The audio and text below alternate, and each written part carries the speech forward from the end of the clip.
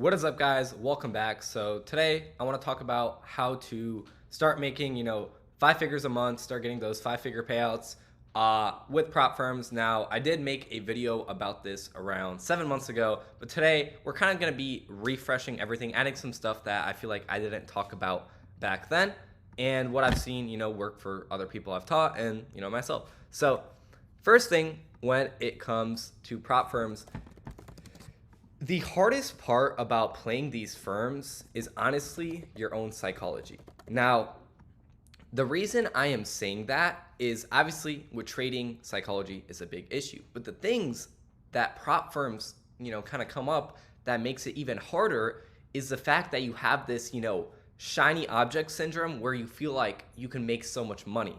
And that's where these firms will get you, right? You're able to get, a $50,000 funded account for like $50, $100, $200, right? You're able to get a $100,000 funded account for $100, cheap. And it's like people will get that and say, oh my God, like if I make this much, like it'll be this many $1,000. And like, that's what they're thinking about.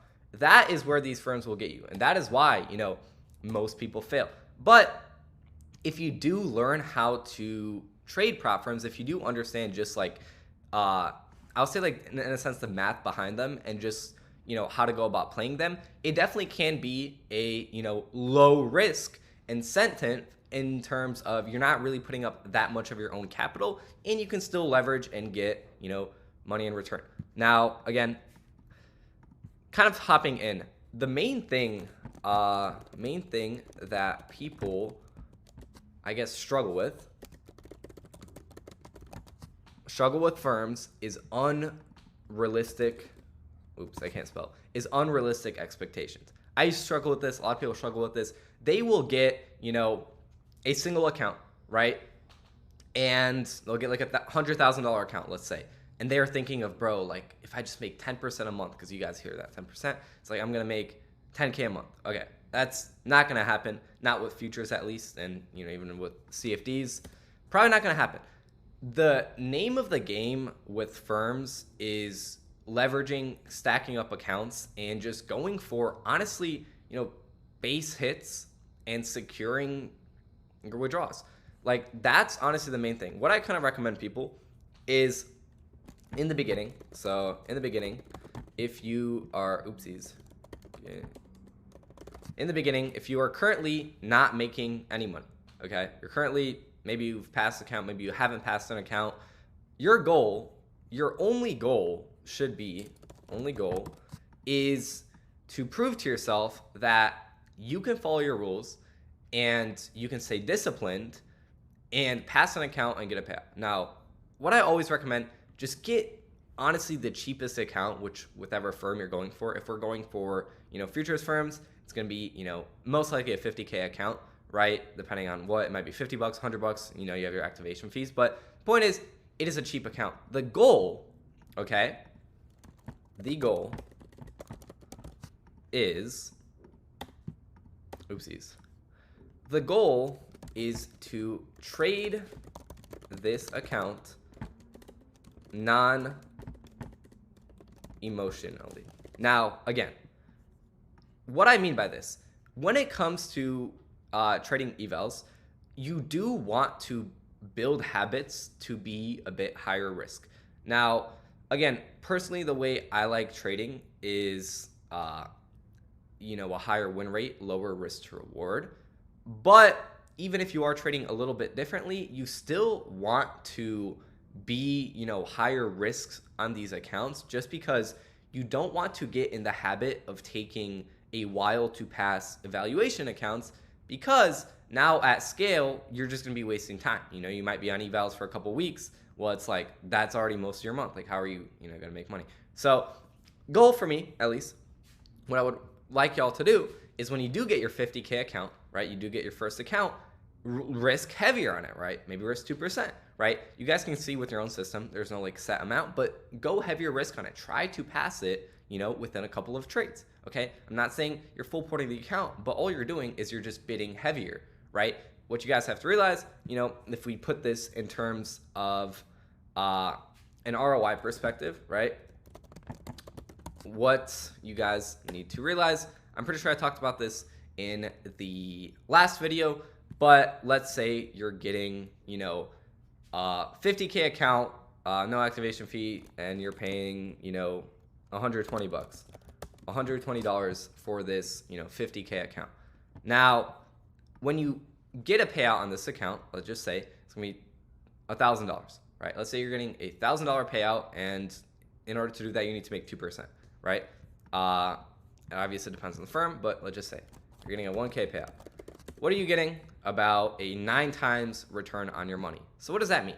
That means theoretically, right, if you blow 2 accounts, right, so you're down $240, the third one you pass, so now you're in 360, and then you get your $1,000 payout, you're still up like $750, right? So 7-ish, wait, that is not, that's like 3.5 ROI, but you're still up, again, a decent amount, right? You're still net positive, right? Versus what some people will do, you might stick to one account for like a month trying to pass it, and now on that month you are down versus you being up.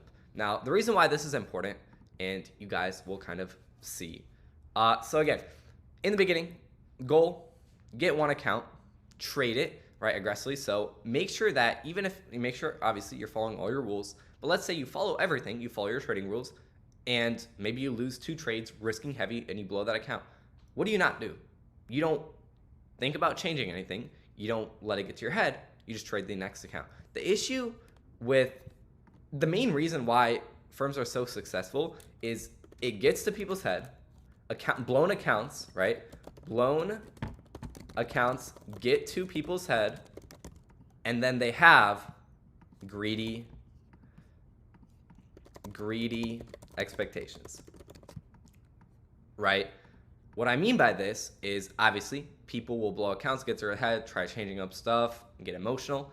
Second thing, when they actually do end up passing that account, they will not pay themselves out when they can. They will say, oh, like, I'll just make this amount. And it's like a crazy, unrealistic amount. They want to make like 10 or 20% before paying themselves out on the account. You don't need to do that. But anyways, step 1, right? You secure your payout on a single account. Okay, so that's the first thing, right? Once you secure your payout on the single account, and again, this only works if you follow everything to a T, right? In the eval, you're aggressive with your risk, and now when you get passed on the account, I forgot to talk about this, but when you get on the passed account, I recommend, going down to maybe half or a third of your risk. Now, it depends on the account, right? Some accounts have winning days, right, where you need 5 winning days in order to request a payout. So you kind of have to alternate your trading, right? What I personally like doing on firms like that is you go a bit heavier, catch 2 wins, maybe 1 large win, and then size down, get your winning days in your requests. So again, the way you guys can play it, or you can be very stagnant with your risk a lower amount, right, across trades. That also works if you're not too confident in picking setups, or if you have a lower win rate strategy, that also works as well. But anyways, when you get on the past account, whenever you hit your criteria, right, the goal is 1, to not get greedy, because it's a single account. You're not going to make money on it. You're not going to make like a lot of money. The goal is just to prove to yourself that, hey, you can follow your rules to pass the account. Even if you blow accounts, you don't change anything, right? And you can secure a payout from that account. Now, once you have done that,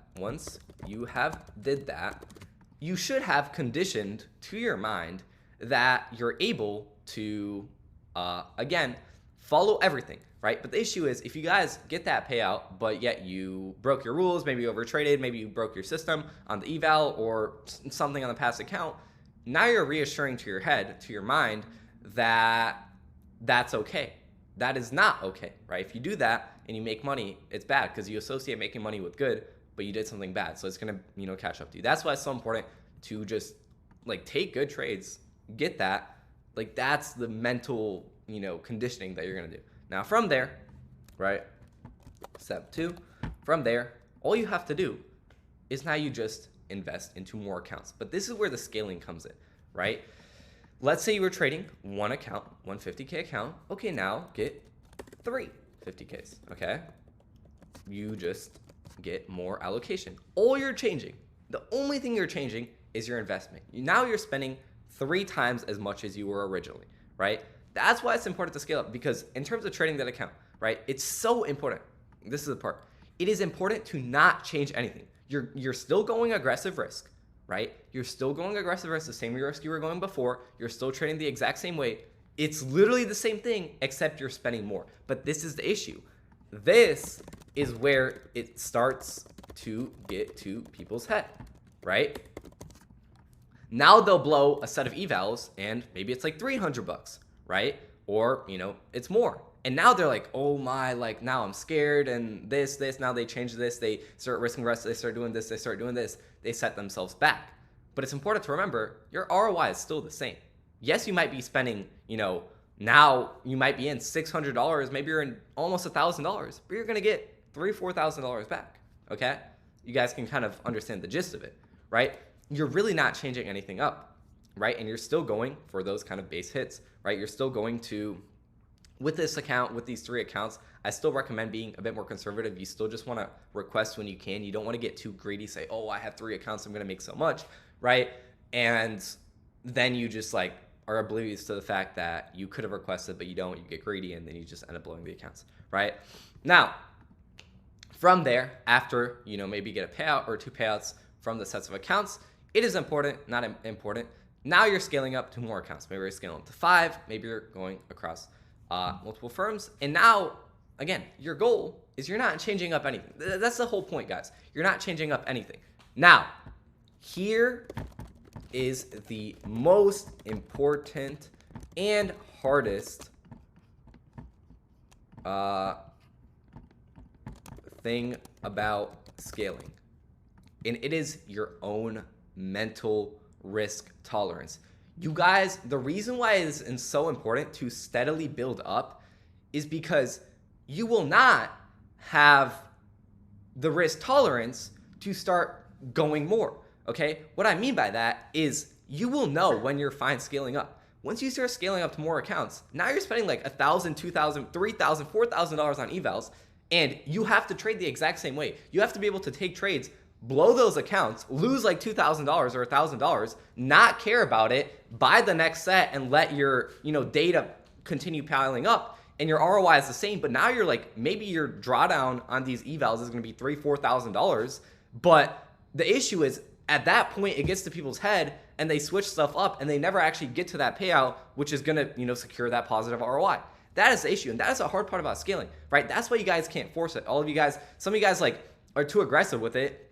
And now, like, you maybe you got like a payout. I've seen this with people across a couple accounts to say, screw it, bro, I'm getting 10 across like 3 different firms. And now they spend like $3,000 on accounts. They're terrified of blowing it because that's literally all the money they made. They trade it, with low risk. They spend forever on those accounts and they end up just crashing out one day and blowing them. And now you just wasted all that time. The issue is you guys can't force it, right? That's why I like taking steps, right? I'd like taking small steps in order to scale up because, again, the only difference is the amount of money you're putting in, the amount of money you're spending on accounts. And then also the other part about scaling is it might get to your head because you're thinking about how much you can be making. Because now when you get multiple accounts, it's a lot more, right? So it's like, that's another thing that will get to people's heads, right? Now, after that, when it comes to after that / in a sense, kind of buffer, because this is something that does start to be important a little bit more. When it comes to scaling up, right? You guys want to scale up to now making, 5 figures. You have multiple accounts, making kind of the most you can. It is pretty important that you still have a similar mindset when it comes to accounts. Now, what I mean by this, what I kind of recommend doing if you want to be consistent, right? When it comes to scaling up, yes, the more aggressive you are, the more, in a sense, you're going to make, but also it could kind of ruin your drawdown streak and you can, be not as consistent. So what I always recommend, right? When you're scaling up, let's say you have, 5 accounts, you have 10 accounts or whatever, and you're just going into the month with those past accounts, you want to be a bit more conservative off the beginning because you just want to secure your ROI, secure, you making money before you size up. So what I might recommend by that, let's say a good example, let's say you have, 5, what was I going to say? You have 5 tops of accounts, right? And again, you want to request, like you want to make your first request on these accounts. Again, I recommend being a bit more conservative, right? Once you get to like a 4K level, right? Like around a 4K buffer level, you could just request half and you can just secure your 10K right away. You can trade a bit more conservatively to that point, right? Or if you have even more accounts, you trade a bit more conservatively, right? You still have a little bit of a buffer left and you just secure that ROI. And then from there, you can be a bit more aggressive, right? You already secured your ROI. So now you can, start increasing your risk a little bit more and say like, hey, even if I blow these, like I'm still net positive. So there's no like psych issue, right? So you can kind of start to work up. There's no like set in stone, oh, this works, right? It's kind of up to yourself. But the main thing when it comes to trading firms, even when you scale up, is just to stay rational, right? If you are able to pay yourself out, like don't just forget about that, right? Because you can end up getting too greedy. You can end up getting an ego and just, being way too aggressive and end up blowing through a lot of profit, right? So it's kind of important to find the middle ground, right? You want to be consistent. You want to sometimes be a bit more risk adverse. Maybe you're going for a larger amount, but it's always important. What I always like to do is I don't let my, ego get to me, right? So like maybe I'm on a winning streak. I'm going crazy, but it doesn't mean I'm just going to start like going like thinking my trading abilities are better than they are and just like start leveraging like an idiot and just like lose that trade and then like, what I mean? So again, it's important to kind of be in the middle, right? You want to be risk adverse on these evals. You are being aggressive. You are leveraging heavier. And when you get on a pass account, there are going to be times where you're leveraging heavier. Maybe you're going for that large return. But again, the issue is you don't want to get too greedy, right? Profit is profit, right? For some people, it helps to, think in terms of RR multiples, right? For some people, it helps to think in percent, right? What I mean by that is, let's say you have 5 accounts, right? And you're risking $1,000 per account, right? Risking $1,000 per account, meaning if you make 5 RR, right? 5 versus reward. So for me, that would be catching like 3 1.5R trades, right? That is going to be $25,000, right? So it's like, if you think in that way, obviously like you have your, rules, but in a sense, right? When you put your R like that, that is what you could be possibly looking to make. So again, you want to be pretty conservative because in reality, like you don't really need that much. You don't need that much percent, right? You don't need that much RR in order to secure a decent amount, obviously with allocated more funding, right? But some people will, forget about that. They'll try to, go for those unrealistic amounts. And that's why you see a lot of people, get stuck to one account, try to make a crazy amount on one account and just like, overall waste their time. Again, it is not easy, right? What was I going to say? It is not easy, right?